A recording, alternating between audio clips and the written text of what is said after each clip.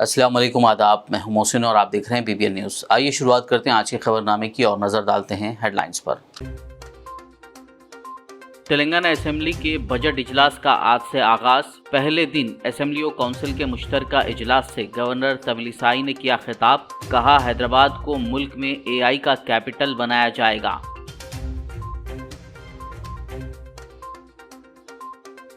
इंतखाबी वादों 6 जमानतों को पूरा करने के लिए तेलंगाना हुकूमत पुरअज़्म। असेंबली में गवर्नर ने कहा, जल्दी ही 500 रुपये में गैस और 200 यूनिट मुफ्त बरखी स्कीम की होगी शुरुआत।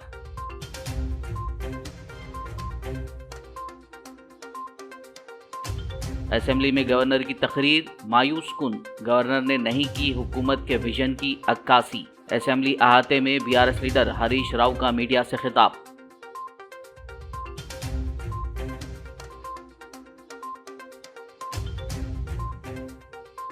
तेलंगाना असेंबली में बजट इजलास 13 फरवरी तक रहेगा जारी। असेंबली स्पीकर की सदारत में मुनक्किदा BAC इजलास में लिया गया फैसला।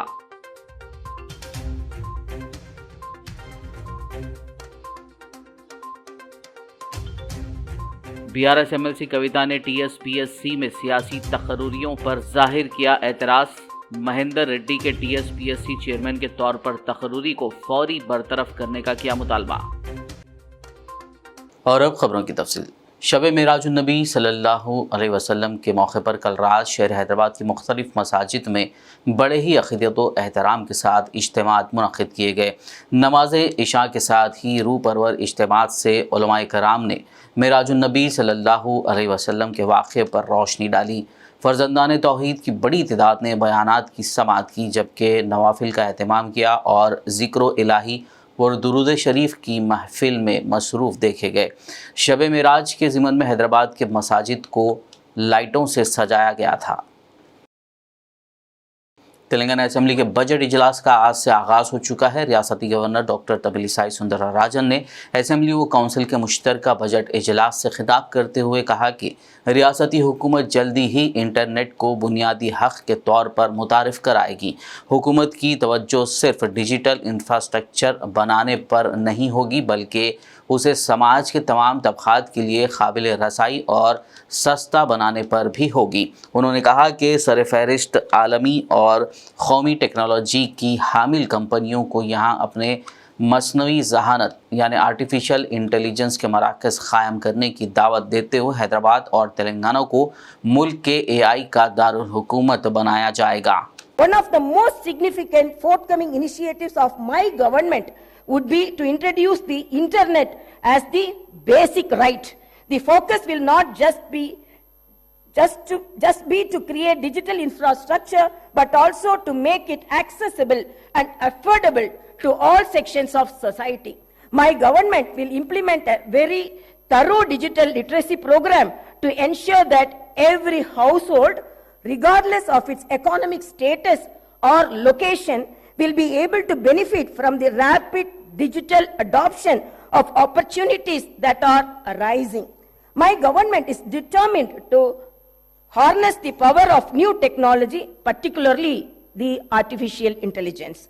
We will position Hyderabad and Telangana as the AI capital of the country by inviting the top global and national technology companies to set up their AI centers. We will set up a dedicated AI city in 50 to 100 acres with an inclusive approach. Governor Tamilisai Soundararajan ने assembly में कहा कि इंतखाबात के दौरान किए गए वादे के मुताबिक हुकूमत 6 जमानतों को पूरा करने के लिए पुरअज़्म है। इस बात की निशानदेही करते हुए कि 2 जमानतें पहले ही लागू की जा चुकी हैं। गवर्नर ने कहा कि महालक्ष्मी स्कीम के तहत 15 करोड़ से ज़ायद ख़वातीन ने मुफ्त RTC बस सर्विस से इस्तेफ़ादा किया। उन्होंने कहा कि हुकूमत अनक़रीब मज़ीद 2 ज़मानतें नाफिज करेगी। अहल ख़ानदानों को 500 रुपये में LPG सिलेंडर और गृह ज्योति स्कीम के तहत हर अहल घर को 200 यूनिट मुफ्त बरखी फराहम की जाएगी। As promised during the elections, the government is committed to realizing the 6 guarantees for the welfare and development of our people. The 2 guarantees have already been implemented, showcasing the government's dedication. I am happy that more than 15 crore trips have already been utilized by our women through the free TSRTC bus transportation services under the Mahalakshmi scheme implemented as part of 6 guarantees. The government has conducted the Praja Palana program in a successful manner. Grama and Ward Sabhas were conducted in every Gram Panchayat and every municipality respectively in a peaceful and democratic manner. We have received over 1.28 crore applications and surely all 6 guarantees will be implemented in a time-bound manner. I am happy to announce that my government will implement 2 more guarantees very soon. Under the Mahalakshmi scheme, the LPG cylinders will be supplied to eligible families for rupees 500 only. Similarly, under the Griha Jyoti scheme, 200 units of free domestic power will be given to every eligible household. My government pledges to implement the guarantees, including the Mahalakshmi scheme, Raitu Bharosa, Griha Jyoti, Indrama houses, Yuva Vikasam, and Cheyuta. The promises made will be fulfilled and we stand committed to the declarations for the farmers, youth, SC/ST communities, BC and minority communities. Telangana की governor Tamilisai Soundararajan ने assembly में अपने खिताब के दौरान कहा कि रायतू भरोसा और फसलों के कर्ज की मुआफ़ी जैसे इक़दामात के ज़रिए हुकूमत का मकसद किसान तबके को फसलों के उगाने के प्रोग्रामों, बागबानी को फ़रोग़ देने, मियारी बीजों और जदीद ज़रई तरीक़ों से बाइख्तियार बनाना है। उन्होंने एक नई सनती पॉलिसी का ऐलान करते हुए कहा कि ये पॉलिसी हक़ाइक़ पर मुबनी होगी, बेहतर टेक्नोलॉजी, हुनरमंद इनफरादी क़ुव्वत के तक़र्रुर, फाइनेंसिंग, मार्केट तक रसाई और बंद सनतों के मामले की रोकथाम के लिए एक नई MSME पॉलिसी भी मुतारिफ़ करवाई जाएगी। ये कहते हुए कि हुकूमत IT और फार्मा जैसे शोबों की तायीद जारी रखेगी। गवर्नर ने कहा कि हुकूमत 1000 से 3000 एकड़ के दरमियान 10 से 12 फार्मा विलेज क्लस्टर क़ायम करेगी। उन्होंने कहा कि रियासत में तमाम सरकारी ITIs को एडवांस टेक्नोलॉजी के मराकज़ में तब्दील किया जाएगा, जिसकी तखमीना लागत तकरीबन 2000 करोड़ रुपए है, जिससे तेलंगाना में तकरीबन 1 लाख नौजवानों को फ़ायदा पहुँचेगा। The budget gives us an opportunity to start the path of restoration, responsibility and accountability in the management of public finance.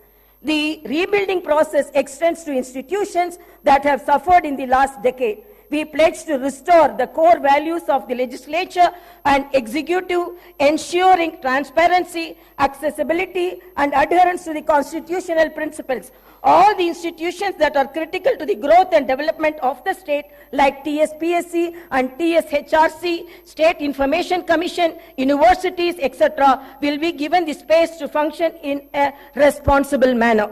Agriculture has been backbone of Telangana, providing sustenance to a significant portion of our population. The toil of our farmers has played a pivotal role in shaping the economic landscape of our state. Recognizing vital role agriculture plays in our socio-economic fabric, and my government is unwavering in its commitment to the welfare of our farmers. We understand the challenges they face, from climate change to market fluctuations, and pledge to implement robust policies that ensure their prosperity. Through initiatives like Raitu Bharosa and crop loan waiver, we empower our farming community with crop diversification programs, horticulture promotion, quality seeds and advanced agricultural practices. Our vision is not only to enhance agricultural productivity but also to create a sustainable and thriving environment for our farmers. Industries and service sectors are vital for the growth of economy.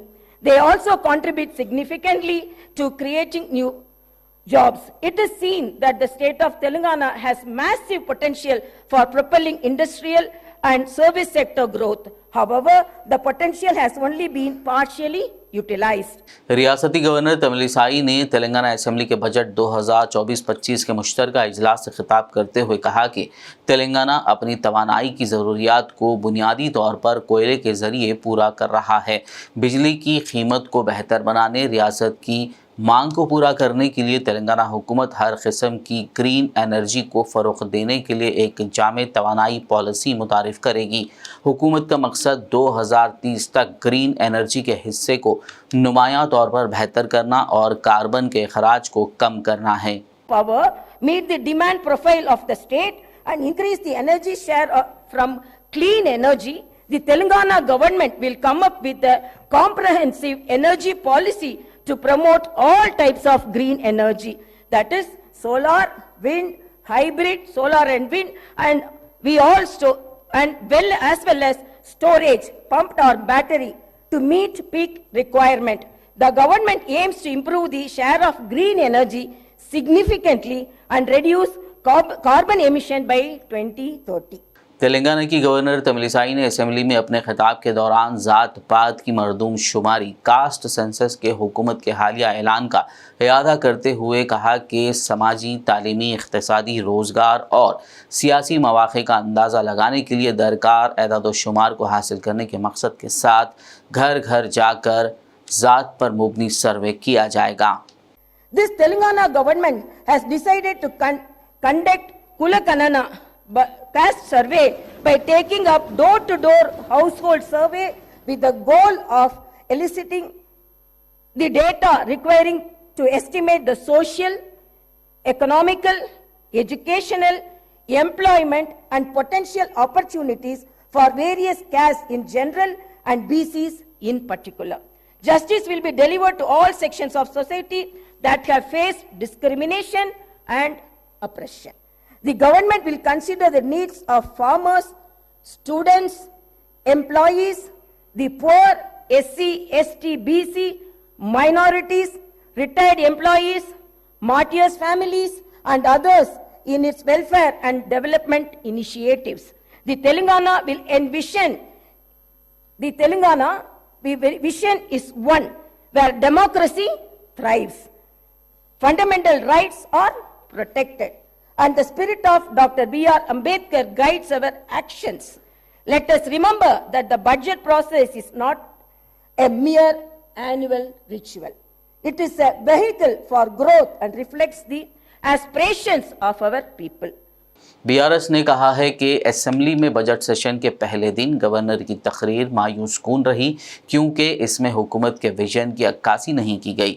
Assembly अहाते में media से बात करते हुए साबिक वजीर व BRS से डिबेट रुकन असेंबली हरीश राव ने कहा कि गवर्नर की इस तकरीर में किसानों के लिए बोनस और बेरोज़गारी अलाउंस जैसे 13 तयख़ुनात का कोई जिक्र नहीं किया गया जिनका वादा मंशूर में किया गया था। हरीश राव ने गवर्नर की जानिब से रायतू बंधु के तहत 15,000 रुपये की इमदाद और 2 लाख रुपए तक के ज़रई क़र्ज़ों की मुआफ़ी का जिक्र ना किए जाने पर हुकूमत को तनक़ीद का निशाना बनाया। उन्होंने हुकूमत से मुतालबा किया कि वो डावोस के चीफ मिनिस्टर के हालिया दौरे में 40,000 करोड़ रुपए की मुजव्वज़ा सरमायाकारी के बारे में वाइट पेपर जारी करे। గవర్నర్ గారి ప్రసంగం అనేటువంటిది ప్రభుత్వం యొక్క విజన్ డాక్యుమెంట్ లాగా అందరం కూడా చూస్తూ ఉంటాం. కానీ ఈసారి గవర్నర్ గారి ప్రసంగం చాలా పేలవంగా ఉంది. తన విజన్ను ఆవిష్కరించలేకపోయిందని మాత్రం చెప్పక తప్పదు. హామీల అమలు గురించి ఎంతో ఆశగా ఎదురు చూస్తున్నటువంటి ప్రజలకు గవర్నర్ గారి ప్రసంగం తీవ్రమైనటువంటి నిరాశను మిగిల్చిందని చెప్పక తప్పదు. ఎందుకంటే గ్యారంటీల్లో ఇవాళ వృద్ధులకు వితంతువులకు 2,000కు బదులు 4,000 పెన్షన్ ఇస్తామన్నారు. దాని గురించి ఏదైనా గవర్నర్ గారి ప్రసంగంలో ఉంటుందేమో అని ఆశగా ఎదురు చూసినటువంటి ఆసరా పెన్షన్దారులకు నిరాశ మిగిల్చింది గవర్నర్ గారి ప్రసంగం. మహాలక్ష్మి కింద మహిళలకు 2,500 రూపాయలు ఇస్తామని చెప్పి ఎన్నికల మేనిఫెస్టోలో చెప్పిన ఈ ప్రభుత్వం గవర్నర్ గారి ప్రసంగంలో మహిళలకు 2,500 రూపాయలు ఎప్పటి నుంచి ఇస్తారో చెప్పకపోవడం వల్ల మహిళలకు తీవ్రమైనటువంటి నిరాశ కలిగింది. మరి గవర్నర్ ప్రసంగంలో రైతులకు బోనస్ ఇచ్చే విషయంలో ఒక మాట కూడా చెప్పకపోవడం వల్ల రైతులకు తీవ్రమైనటువంటి నిరాశ కలిగింది. నిరుద్యోగ భృతి నిరుద్యోగులకు 4000 ఇచ్చే అంశం గురించి ఎక్కడ కూడా ప్రస్తావన వచ్చినటువంటి పరిస్థితి లేదు. ఏది ఏమైనా గవర్నర్ గారి ప్రసంగం ఒక సంవత్సర కాలానికి ప్రభుత్వం యొక్క విజన్ డాక్యుమెంట్. ఆ విజన్ను ఆవిష్కరించడంలో, ప్రజలకు విశ్వాసం కల్పించడంలో, ప్రజల ఆశలను నిజం చేసే విషయంలో ఈ గవర్నర్ గారి ప్రసంగం చాలా దూరంగా ఉంది. తీవ్రమైనటువంటి నిరాశను కల్పించింది. तेलंगाना असेंबली में बजट इजलास इस माह की 13 तारीख तक जारी रखने का बीएसी के इजलास में फैसला किया गया। बजट 10 फरवरी को असेंबली में पेश किया जाएगा। 11 तारीख को तातील का ऐलान किया गया है, जबकि 12 और 13 तारीख को बजट पर बहस होगी। इसके बाद असेंबली का इजलास मुलतवी कर दिया जाएगा। असेंबली स्पीकर प्रसाद कुमार ने बीएसी मीटिंग की सदारत की, लेकिन केसीआर के बजाय हरीश राव ने बीएसी मीटिंग में शिरकत की। गौरतलब है कि केसीआर ने पहले ही मुताला किया था कि हरीश राव उनकी जगह बीएसी में शामिल होंगे। पार्लिमानी उमूर के वजीर श्रीधर बाबू ने हरीश राव के बीएसी में आने पर अपना एतराज़ जाहिर किया। बीएसी शुरू होने के फौरन बाद हरीश राव बाहर आए। बीआरएस की एमएलसी के कविता ने Telangana state public service commission के चेयरमैन महेंद्र रेड्डी की फौरी बरतरफी का मुतालबा किया। हैदराबाद में आज एक प्रेस कॉन्फ्रेंस से खिताब करते हुए उन्होंने महेंद्र रेड्डी के खिलाफ मीडिया के एक गोशे में लगाए गए करप्शन के इल्ज़ामात पर तशवीश का इजहार किया और उनको फौरी तौर पर बरतरफ करने का मुतालबा किया। कविता ने कहा कि वो जल्दी ही गवर्नर तमिलिसाई सुंदरराजन से मुलाकात करते हुए इस मामले की अदालती तहकीकात का मुतालबा करेंगी। గౌరవ ముఖ్యమంత్రి వర్యులు రేవంత్ రెడ్డి గారు, మీరు చెప్పినటువంటి నీతి వాక్యాలను మీరు పాటిస్తే బాగుంటుంది. ఉద్యోగాల విషయంలో మీరు అడ్డంగా అబద్ధాలు ఆడారు. ఉద్యోగాల విషయంలో కేసీఆర్ గారిని బద్నాం చేసే ప్రయత్నం చేసిండ్రు. ఇప్పుడు మీరు వేసినటువంటి టీఎస్పీఎస్సీ నిజంగా మీకు చిత్తశుద్ధి ఉంటే, నిజంగా మీకు అవినీతి మరక అంటొద్దని మీరు అనుకుంటే తక్షణమే మహేందర్ రెడ్డి గారిని తీసేసి ఎంక్వైరీ వేయండి. అవినీతి జరిగింది వాస్తవమా కాదా ప్రజలకు తెలియజేయండి. రెండవది, కేసీఆర్ గారు వేసినటువంటి ఉద్యోగాలు మేము ఇచ్చినట్టుగా చెప్పుకుంటా ఉన్నారు. దాన్ని మేము తీవ్రంగా ఖండిస్తా ఉన్నాం. మీరు ఇప్పటివరకు ఇచ్చిన 60 ఉద్యోగాలే, ఇంకా కొత్తగా ఏం ఉద్యోగాలు ఇస్తారో, డిసెంబర్ వరకు ఏం ఉద్యోగాలు ఇస్తారో తెలియజేయవలసిందిగా కోరుతా ఉన్నాం. మూడవది, విద్యుత్ సంస్థలో నియామకం చేసినటువంటి ఆంధ్రోళ్లను తక్షణమే తీసి తెలంగాణ డైరెక్టర్స్ వేయాలని మూడో డిమాండ్ చేస్తా ఉన్నాం.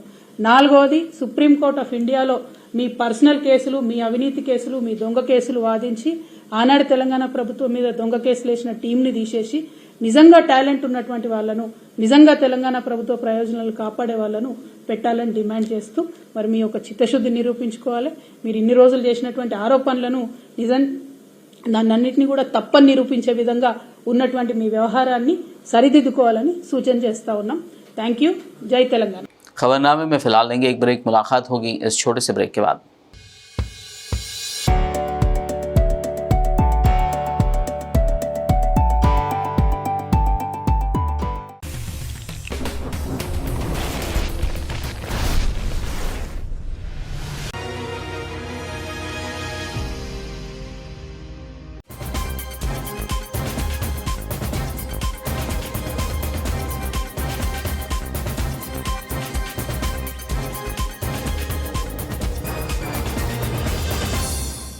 ब्रेक के बाद खबरनामे में आपका दोबारा खैर मकदम है। आगे बढ़ते मजीद खबरों की जानिब। हल्का असम्बली नामपल्ली से मजलिसी एमएलए माजिद हुसैन ने तेलंगाना स्टेट हैंडीक्राफ्ट कॉरपोरेशन के अहदेदारों और कारीगरों के साथ एक मुश्तरका इजलास मुनक़िद करते हुए कारीगरों के मसाइल के हल के लिए अहदेदारों से तबादला ख्याल किया।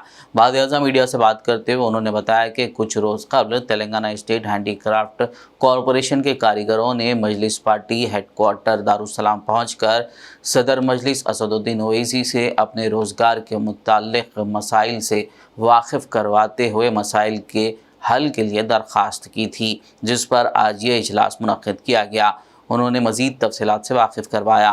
और यहाँ पर एक जॉइंट मीटिंग यहाँ पे बुलाई गई तमाम आर्टिजन्स के सामने, और यहाँ पे कई सवालात आर्टिजन्स आप सामने रखे, और मैडम ने यहाँ पर रह के एक तवक्कुन दिया कि अभी तक जो भी बातें हो रही थी वो गलत फहमी थी, किसी को माल हटाने के लिए कहीं ऑर्डर नहीं दिया गया।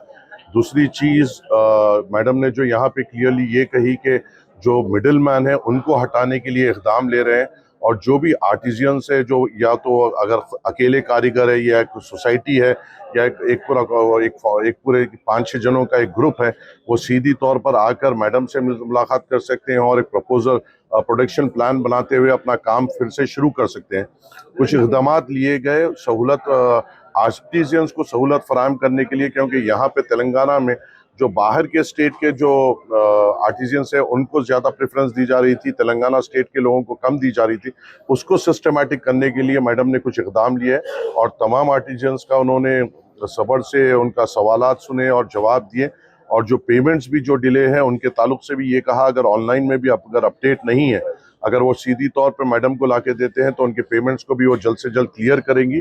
और ये तवक्कुन दिया है कि यहाँ के लोकल आर्टिजन्स के रोज़गार को बढ़ाने की वो कोशिश करेंगी। ख़त्म करने की जो अफवाह या जो बातें यहाँ पे हुई है उसको सरासर नकार दिया है। अल्हम्दुलिल्लाह हमें उम्मीद है कि यहाँ के आर्टिजन्स को जो हमने रिप्रेजेंट किया है और जिनके रोज़गार की जो परेशानी उन्होंने हमारे सामने सुनाई थी, आज हमने अच्छी तौर पे मिनिस्टर साहब और मैडम के सामने रिप्रेजेंट किया है। और हमें उम्मीद है कि अभी भी कुछ शिकायतें बाकी हैं। मैडम ने उनको पर्सनल टाइम दिया है, उनसे भी वो बैठकर बात कर पूरों को तवक्कुन दिया है कि उनका काम और आगे बढ़ेगा और अच्छे से आगे बढ़ेगा। हल्के असम्बली बहादुरपुरा से मजलिसी एमएलए मोहम्मद मुबीन ने आज जुमेरात को महकमा आबरसानी के सीजीएम विनोद भार्गव, डीजीएम हकीम और दीगर अफसरान के साथ एक जायज़ा इजलास मुनक्किद किया। इस मौके पर उन्होंने हल्के बहादुरपुरा में ज़ेर-ए-इल्तिवा तरक्याती कामों की जल्द तकमील के सिलसिले में तबादिले ख्याल करते हुए कामों की आजिलाना तकमील की हिदायत दी। इस मौके पर हल्के बहादुरपुरा के कॉरपोरेटर्स और दीगर मजलिसी सरगर्म कारकुनान मौजूद थे।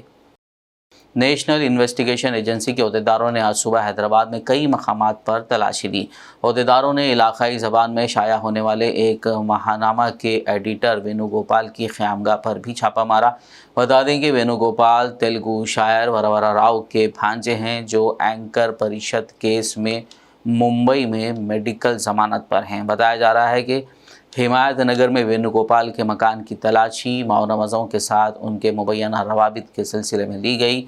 एलबी नगर के रहने वाले रवि शर्मा के मकान पर भी छापा मारा गया। एनआईए के ज़राए ने बताया कि शर्मा का मोबाइल फ़ोन और कुछ लिटरेचर और पैम्पलेट्स जब्त कर लिए गए। माधापुर एसओटी ने मुकामी पुलिस के हमरा एक कार्रवाई के दौरान डिलीवरी बॉय की आड़ में ड्रग्स सप्लाई करने वाले 2 अफराद को हिरासत में ले लिया। पुलिस ने मुलज़िमीन के कब्ज़े से 21 ग्राम MDMA और 800 ग्राम गांजा बरामद कर लिया, जिसकी जुमला मालियत 8 लाख रुपए बताई गई है। इस सिलसिले में माधापुर DCP विनीत ने मीडिया कॉन्फ्रेंस करते हुए केस की तफसीलात बताई। मच्चा पवन और आदर्श कुमार सिंह, ये दोनों हमारी माधापुर जोन की एरिया में ये इंफॉर्मेशन के अनुसार उनको एसओटी माधापुर जोन और local law and order police की दोनों कार्रवाई से पकड़े हुए हैं। उनके कस्टडी से हम 21.78 ग्राम्स MDMA और 874 ग्राम्स गांजा बरामद किए और उनके साथ एक मोबाइल फ़ोन, 3 मोबाइल फ़ोन और 2 वेइंग मशीन भी बरामद किए। इसके साथ ये लोग जो MDMA और गांजा है, ये MDMA बेंगलुरु और गोवा से लेके इधर भेज रहे थे और गांजा को AOB बॉर्डर जो है उड़ीसा आंध्र प्रदेश बॉर्डर से उनका सोर्स उधर है और उधर से लेके इधर जो भी रेगुलर कस्टमर्स उनके साथ पहले से टच में है उनको और यूथ जो है उनको टारगेट करके भेज रहे थे। इंफॉर्मेशन के अनुसार हमारा एसओटी टीम और लोकल पुलिस दोनों एक्ट करके उनको पकड़े हैं, तो उनके कार्रवाई के लिए CP साहब भी अभिनंदन किए। बैग में रखे, पॉकेट में रखे तो भेजता था मतलब उतना स्पेसिफिक बोल नहीं सकते, शायद जो भेजने के लिए जाता था तब बैग में भी लेके आता था, बट मॉडस ऑपरेंडी ऐसे नहीं कि बैग में लेके ही जाता था, ऐसा कुछ नहीं, आउट ऑफ द सर्विस भी वो करता था। मल्लारदेवपल्ली पुलिस स्टेशन लिमिट में 2 भाइयों का झगड़ा हुआ, जिसमें बड़े भाई ने अपने छोटे भाई का चाकू से गला काटकर बेदर्दी से कत्ल कर दिया। कत्ल के बाद कातिल भाई ने पुलिस स्टेशन पहुंचकर खुद को पुलिस के हवाले कर दिया। पुलिस ने इस सिलसिले में केस दर्ज करते हुए आगे की कार्रवाई का आगाज़ किया। हलवाल पुलिस ने एक रोज़ कबल पेश आए चेन स्नैचिंग वाक़े को हल करते हुए इसमें मुलव्विस मुलजिम को हिरासत में ले लिया। तफसीलात के मुताबिक मुलजिम ने एक अपार्टमेंट के 2nd फ्लोर पर वाक़ फ्लैट में पहुंचकर कॉलिंग बेल दबाई। जैसे ही अंदर से खातून ने दरवाज़ा खोला। उसने खातून के आंखों में मिर्च पाउडर डालकर खातून के गले से सोने की चेन लेकर फरारी इख्तियार की। पुलिस ने इस मुलजिम के कब्जे से 2.5 तोले सोने का मंगलसूत्र, एक मोटरसाइकिल जो चोरी के लिए इस्तेमाल की गई, जब्त कर ली। अलवाल पुलिस स्टेशन हुदूद में वाक़ एक सुपरमार्केट को सामान लेकर आने वाली DCM वैन अचानक बेकाबू हो गई और वहां से गुजर रहे एक माँ बेटे को टक्कर दे दी, जिसमें 9 साला लड़का शदीद ज़ख्मी हो गया। ज़ख्मी लड़के को फौरी अस्पताल ले जाया गया, जहां डॉक्टर्स ने उसे मुर्दा करार दिया। माँ को भी चोटें आई हैं। बताया जा रहा है कि DCM का शायद हैंड ब्रेक फेल हो गया था। हादसे के फौरी बाद ड्राइवर वहां से फरार हो गया। अलवाल पुलिस ने एक मुकदमा दर्ज करते हुए तहकीकात का आगाज़ कर दिया। निर्मल ज़िले के खानापुर के इलाके शिवाजी नगर में एक नौजवान ने शादी से इनकार पर एक लड़की को सरेआम कुल्हाड़ी से हमला करते हुए कत्ल कर दिया, क्योंकि उसने उससे शादी करने से इनकार कर दिया था। इस कातिलाना हमले में 2 दीगर शदीद ज़ख्मी हो गए। मकतूल लड़की की शनाख्त 23 साला स्वीटी के तौर पर की गई है। इत्तला मिलने पर पुलिस ने मौके पर पहुंचकर शवाहिद इकट्ठा किए। ज़ख्मियों को इलाज के लिए निर्मल अस्पताल मुंतकिल किया। पुलिस ने एक मुकदमा दर्ज करते हुए तफ्तीश शुरू कर दी। अक़ीदा ख़त्म नबूवत का तहफ़्फ़ुज़ और हमारी ज़िम्मेदारियों के उन्वान से 16 फरवरी बरोज़ जुमा कामारेड्डी के अम्मार कॉलोनी मस्जिद नूर में एक अज़ीमुशान जलसा मुनक़्क़िद किया जा रहा है। इस जलसे में अमीर शरीयत हज़रत मौलाना शाह मोहम्मद जमालुर रहमान, हज़रत मौलाना PM मुज़म्मिल के अलावा रियासत के दीगर उलमा इकराम भी ख़िताब फरमाएँगे। इस सिलसिले में मुफ्ती उमर बिन ईसा ने शहर बांसवाड़ा और खुरब जवार के आमतुल मुस्लिमीन बिलखुसूस नौजवानों से अपील की है कि वो इस प्रोग्राम में ज़रूर शिरकत करें। अस्सलामु अलैकुम वरहमतुल्लाहि वबरकातुहू। 16 फरवरी बरोज़ जुमा बाद नमाज इशा बमकाम अम्मार कॉलोनी नज़दीक मस्जिद नूर कामारेड्डी में एक अज़ीम शान पैमाने पर जलसा बाउनवान अक़ीदे तहफ़्फ़ुज़ ख़त्म नबूवत और हमारी ज़िम्मेदारियाँ मुनक़्क़िद किया जा रहा है, जिसमें हमारी इस रियासत के अमीर शरीयत हज़रत मौलाना शाह जमालुर रहमान साहब और शेर कर्नाटक हज़रत मौलाना PM मुज़म्मिल साहब का कीमती बयान होगा। इनके अलावा रियासत के और भी उलमा इकराम के बयानात होंगे। आप हज़रात से गुजारिश है कि आप हज़रात माँ दोस्त अहबाब इस जलसे में शिरकत फरमाएँ। 16 फरवरी बरोज़ जुमा बाद नमाज इशा बमकाम अम्मार कॉलोनी नज़दीक मस्जिद नूर। आप हज़रात से गुजारिश है अदबन कि माँ दोस्त अहबाब ख़ुद भी शिरकत करें और दूसरों को भी इसमें ज़रूर लेकर आएँ। मैं ख़ास तौर से शहर बांसवाड़ा और उसकी अतराफ़ व अकनाफ़ के नौजवानों से और लोगों से गुजारिश कर रहा हूँ कि इस जलसे में ज़रूर शिरकत फरमाएँ। आखिर में एक नज़र हेडलाइंस पर। तेलंगाना असेंबली के बजट इजलास का आज से आगाज। पहले दिन असेंबली और काउंसिल के मुश्तरका इजलास से गवर्नर तमिलिसाई ने किया खिताब। कहा, हैदराबाद को मुल्क में AI का कैपिटल बनाया जाएगा।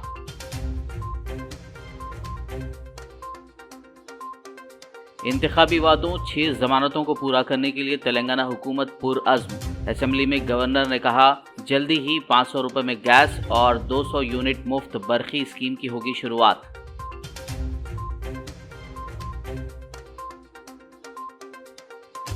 असेंबली में गवर्नर की तकरीर मायूस कुन। गवर्नर ने नहीं की हुकूमत के विजन की अक्कासी। असेंबली अहाते में BRS लीडर हरीश राव का मीडिया से खिताब।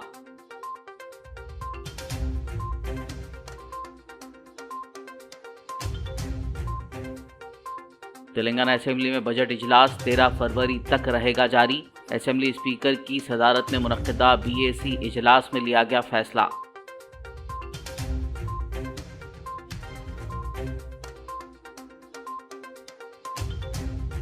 BRS MLC कविता ने TSPSC में सियासी तकर्रुरियों पर जाहिर किया एतराज़। महेंद्र रेड्डी के TSPSC चेयरमैन के तौर पर तकर्रुरी को फौरी बरतरफ करने का किया मुतालबा। खबरनामे में फ़िलहाल बस इतना ही। ताज़ा तरीन अपडेट्स के लिए देखते रहिए BBN न्यूज़। यूट्यूब और फेसबुक पर मौजूद हमारे वीडियोज़ को लाइक और शेयर ज़रूर कीजिए।